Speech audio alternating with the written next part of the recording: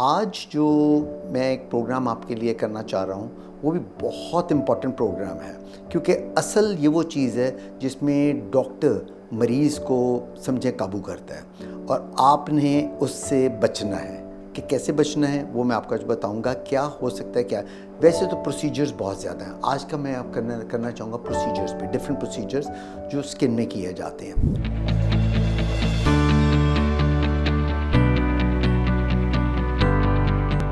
अस्सलाम वालेकुम viewers, I am doctor Ali Kazmi, consultant dermatologist. वैसे तो कहें अब तो कुछ 100 के 50 किस्म के प्रोसीजर्स हैं, पर मैं कोई 5-6 मेजर जिस पे आपको काबू किया जाता है वो मैं आपको बताऊंगा। असल बात ये नहीं है, बात है आप ऑनेस्टी से मरीज़ को बता दो कि जो मैं आपसे प्रोसीजर करने लगा हूँ फेस पे या कहीं भी बॉडी पे, तो उसका इतना रिज़ल्ट होगा। और वो हर डॉक्टर को पता है, खाली मुझे नहीं है, सब माशाल्लाह पढ़े लिखे, एवरीवन नोज़ कि इनका क्या रिज़ल्ट होगा उसके अंदर।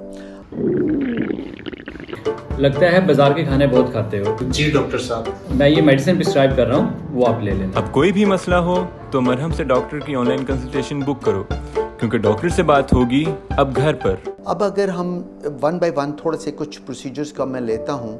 अगर हम नंबर 1 पहले लेते हैं कि चेहरे पे पिगमेंटेशन है, छाइयाँ हैं चेहरे पे, तिली है, निशान है और गहरे गहरे निशान बन गए हैं, डबल मलज़मा या इस तरह की पिगमेंटेशन आ गई है, तो आप सबसे पहले तो मरीज़ को आप एग्ज़ामिन करें, उसको बता दें। फ़ीमेल है, मेल है, अगर फ़ीमेल है तो आप उनको ये बता दें कि आपके जो चेहरे पे छाइयाँ और तिली है ये कभी ख़त्म नहीं हो सकती। किसी लेज़र से, किसी मशीन से, किसी ट्रीटमेंट से कभी ख़त्म नहीं होगी। इसका कोई ट्रीटमेंट दुनिया में नहीं होता, ठीक है। हम इसको कर क्या सकते हैं? इसको हम लाइट कर सकते हैं, बेटर कर सकते हैं, इम्प्रूव कर सकते हैं, बहुत बेहतरी आ सकती है उसके अंदर। मगर अब क्योंकि अगर ये सारी बातें आप मरीज़ को पहले दिन कह दोगे कि ठीक नहीं होना, तो मरीज़ तो चला जाएगा आपके पास से। मगर be honest about this thing, ताकि उसको पता तो चले। वो तो वरना देखे ना, मरीज़ तो आप उसको बस उसमें करेंगे, मरीज़ कल को आपको बुरा भला कहेगा, आपको आके और इस तरह की बातें आपसे दूसरों के आपके अगेंस्ट जाके करेगा। तो बेहतर है पहले दिन बता दें कि ये ठीक नहीं होगा। इसके कर क्या क्या सकते हैं, प्रोसीजर्स क्या हैं कि अगर ये चीज़ आ जाए। वैसे तो हमने पिछले प्रोग्राम में अपना डिस्कस किया था कि ये छाइयाँ वगैरह जो होती हैं इनके लिए क्या किया जाता है, कैसे बनती हैं, वो मैं डिटेल्स में नहीं जाऊँगा। पर यहाँ बताना चाहूँगा कि उसके लिए सबसे पहले किया जाता है, कोई चले जाए वो कहते हैं जी पीलिंग कर दें। अब पील क्या चीज़ है? पील ये है कि 2 किस्म की पील्स होती हैं, एक सुपरफिशियल और एक light peel, superficial and deep peel, ठीक है, 2 किस्म की होती हैं। अब उसमें हम फॉल करते हैं टाइप 4 स्किन में, हम गंदमी लोग हैं, हम टाइप 4 में फॉल करते हैं। गोरा टाइप 2, 3 में फॉल करते हैं। हम सब लोग टाइप 4 में गंदमी रंग के होते हैं। हमारे सेल्स खलिए जो बना रहे हैं पिगमेंट, वो बहुत एक्टिव होते हैं हमारे अंदर। आप अगर सुपरफिशियल पील करेंगे तो उसका फ़ायदा कोई नहीं है, वो तो top layer of the skin आप उतार रहे हैं, उसका फ़ायदा कोई नहीं होगा। अगर आप डीप पील करते हैं तो मैंने बताया डीप की पील कैसे होती है।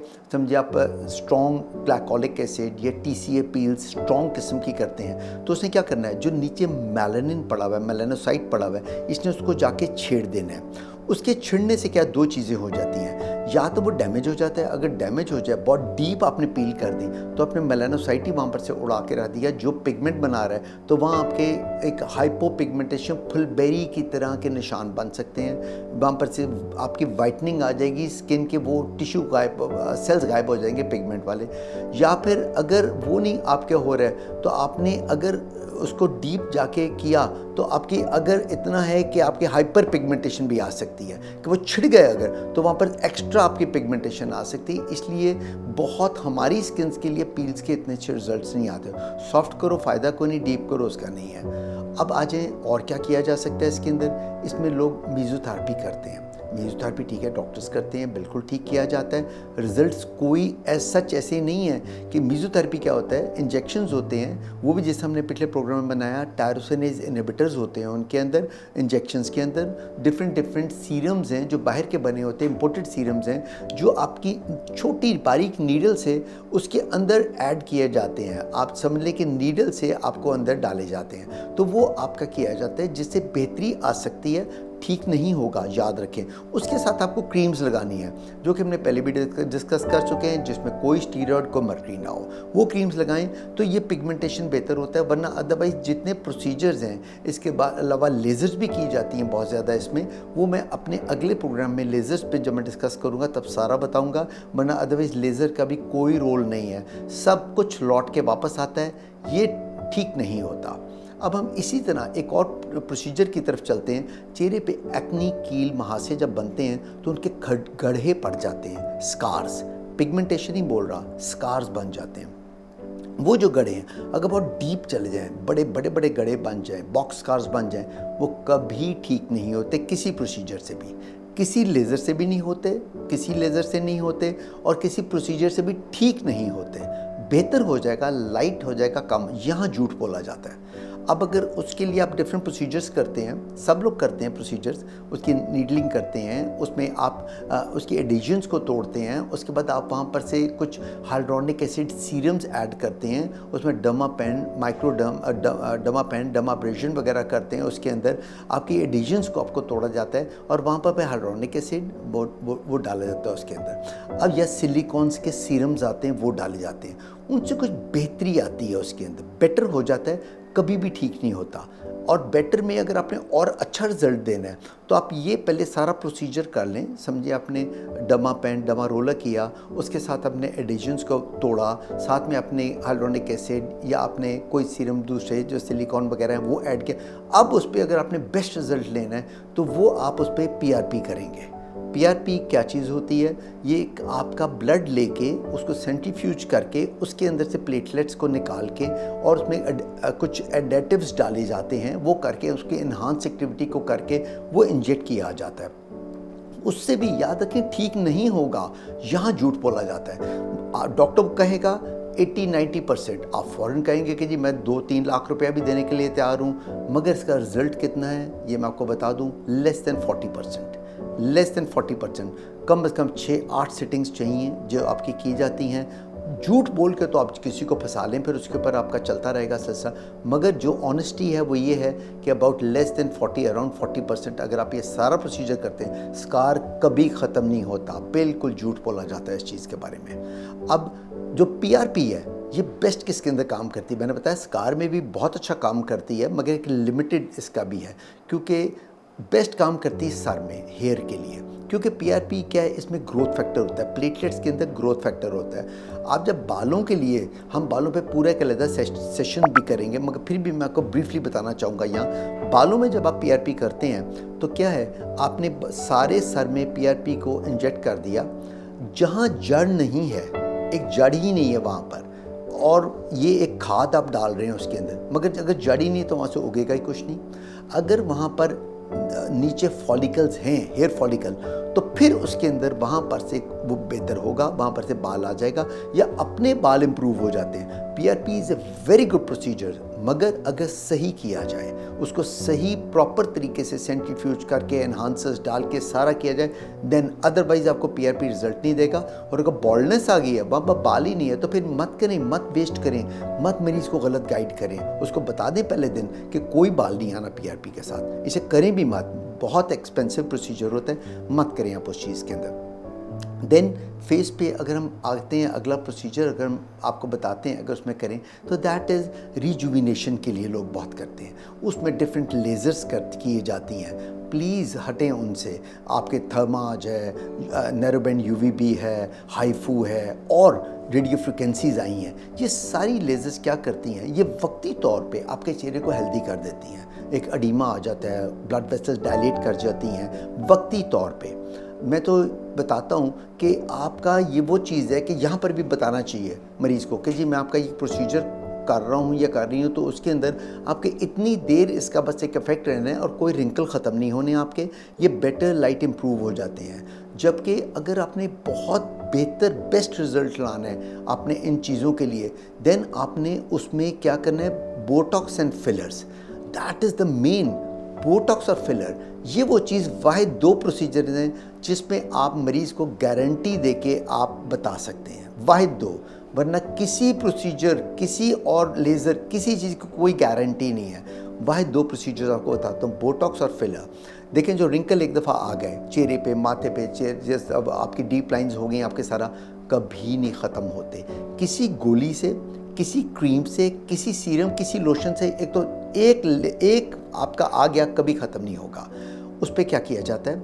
बोटॉक्स। अब बोटॉक्स, जबकि मैंने पहले भी बताया आपको कि वो जो डिफरेंट मशीनें हैं जिनसे आप कहते हैं रिजुविनेशन होनी है, तो मैं तो हमेशा एक बात कहता हूँ, आधे चेहरे पे आप वो मशीनी काम कर लें और आधे चेहरे पे सिर्फ एक सिटिंग बोटॉक्स और फिलर की कर लें। आपको ज़मीन आसमान का फ़र्क उसके अंदर पता चलेगा कि कितना बड़ा डिफरेंस आ रहा है उसके अंदर। बोटॉक्स बहरहाल क्या होता है? ये सॉफ्ट रिंकल्स को, जो आंखों के अराउंड क्रोफीट बन रहे हैं, माथे पे लाइन पड़ रही हैं, ये उनको मिनिमाइज़ कर देता है। कह लें 70 to 80% आपके रिंकल्स वक्ती तौर पे कितना 4 से 5 महीने के लिए ये सेटल डाउन हो जाते हैं, क्योंकि आप मसल्स को रिलैक्स कर देते हैं। मसल रिलैक्स होगा, मूवमेंट नहीं होगी, तो वहाँ पर आपका रिंकल नहीं पड़ेगा। ये तो हो गया बोटॉक्स, सिर्फ 4 से 5, और सही लगाया जाए। अगर गलत बोटॉक्स लग गया तो आप समझ लें 2-3 महीने के लिए आपके आँख गिर गई, या किसी को अगर पता नहीं है किन मसल्स में लगाया जाता है, तो साइड इफ़ेक्ट्स भी हैं इसके। इसे बहुत अक्ल के साथ लगाना पड़ता है। सेकंड चीज़ क्या है? फिलर्स। फिलर्स क्या करते हैं? फिलर का आपने देखा हाइड्रोनिक एसिड होता है, फिल कर रहे चीज़ को। जिनके समझें, जिनकी ये चीज़ें बहुत डीप होती हैं, नेज़ोलेबियल्स डीप हैं, चीक्स अंदर चली गई हैं, इनको पॉपअप करने के लिए आप फिलर डालते हो। फिलर क्या चीज़ है? एक जेल टाइप ऑफ मटेरियल होता है। आप जेल डालते हो चेहरे के अंदर और वो पानी को एब्जॉर्ब करती है। फिर पानी ज़्यादा पी तो पानी एब्जॉर्ब करके वो हाइड्रेट कर देती है, तो वहाँ पर वो स्टे करता है। फिलर मैक्सिमम 8 से 10 महीने फिलर चलता है। 8 से, समझ लें बोटॉक्स 4 से 5 महीने मैक्सिमम, फिलर 8 से 10 महीने, ये इनकी एक होती है। मगर अगर गलत लग जाए, फिलर भी गलत लग जाए, तो खुदा न खास्ता अगर किसी को पता नहीं है कौन सी ब्लड वेसल्स कहाँ जा रही हैं, खून की नालियाँ, तो उसके अंदर डैमेजिंग इफेक्ट आ जाएगा फिलर का। इसे आपने किसी प्रॉपर जाके, जो भी कहीं हो, सबको आता है बोटॉक्स फिलर, मगर जिसका सही हो, नॉलेज हो इस चीज़ के बारे में, मसल्स एंड वेसल्स की, आपने उनसे जाके बोटॉक्स और फिलर, और बताया ये वाहिद 2 प्रोसीजर्स हैं जिनकी गारंटी के साथ आप मरीज़ को कहते हो कि हाँ जी 60, 70, 80% इतना आप रिज़ल्ट बताते हो, और इतने टाइम पीरियड के लिए आपका आएगा, ये आप बताते हैं। फाइनली में अब एक प्रोसीजर है जो बहुत ज़्यादा किया जाता है हर जगह पे, हर क्लिनिक में और हर ब्यूटी पार्लर में जाके, ये वाला प्रोसीजर होता है। अव्वल तो ब्यूटी पार्लर्स में तो प्लीज़ नहीं जाना चाहिए। प्लीज़ मेरा ये रिक्वेस्ट होगी कि वो जगह है जहाँ पर आपको ख़राब किया जाता है, because they don't know anything about the skin. उनको तो लेयर्स भी नहीं पता, स्किन की तहें कितनी होती हैं, उनसे पूछिए उनको क्या पता उसके बारे में, कि अपने कौन सी तह, पहली तह की फर्दर 5 तहें आगे से तहें होती हैं, तो उनको तो कुछ भी नहीं पता होता। तो अब जो मैं प्रोसीजर बताने लगा हूँ, that is the most commonest procedure, वो है हाइड्रा फेशियल। अब इसमें बहुत ज़्यादा झूठ बोला जाता है। क्या झूठ बोला जाता है इसके अंदर? Hydra facial. What is hydra facial? Hydra facial क्या करता है? इसने आपके चेहरे से सिर्फ क्या काम करना है? Dead skin, dead cell, dead tissue उतार देना है। ऊपर से dead skin, dead cell, dead tissue उतार देना है। वक्ती तौर पे चेहरे पे नीटनेस आ जानी है, आपका चेहरा नीट हो जाएगा, ग्लो करेगा वक्ती तौर पे। उसके ऊपर चलिए आप उसके साथ सीरम्स वगैरह लगाते हैं तो उससे एक ज़रा अच्छा हाइड्रेट हो जाता है, अच्छा स्किन का टोन बन जाती है आपकी। उसने किसी पिगमेंटेशन को, निशान, यहाँ झूठ बोला जाता है, निशान, दाग, धब्बे, पिगमेंटेशन आपकी किसी चीज़ को, कोई गढ़ों को, किसी चीज़ के लिए नहीं है, याद रखें। इसने ब्लैक हेड, वाइट हेड तो बहुत डीप होते हैं, वो तो कभी नहीं निकलते।